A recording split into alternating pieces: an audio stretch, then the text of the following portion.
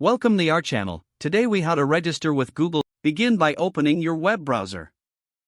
Navigate to the Google Sheets website.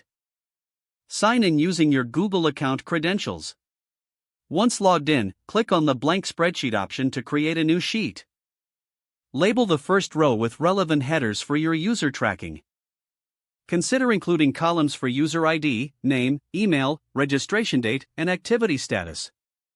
Start entering your app user data into the respective. To add a new user, simply insert their information in the next available row. To help organize your data, use data validation rules. Select the column where you want to apply data validation.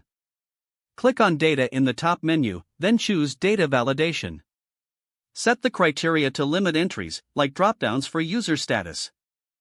Save the validation settings and make sure to test it out. For better data analysis, consider using conditional formatting. Highlight the desired range of cells. Click on Format in the top menu, then select Conditional Formatting. Set rules to emphasize rows based on user activity. To automate updates, explore Google Sheets built-in functions. Utilize functions like COUNTIF or SUMIF to compute totals based on user status.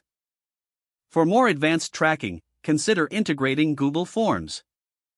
Create a Google form for new user signups. Link this form directly to your Google Sheet for real-time updates. Set notifications for any changes made in the Google Sheet.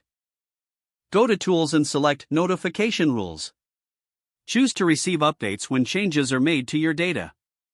Regularly review and maintain your Google Sheet for accuracy. Ensure all user data is up to date and free of duplicates. Finally, optimize your Sheets organization with filters or sorting options. This will help you quickly access specific user information as needed.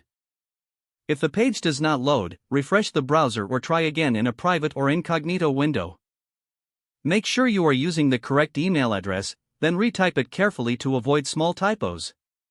Don't forget to like this video and subscribe to our channel for more step-by-step tech guides.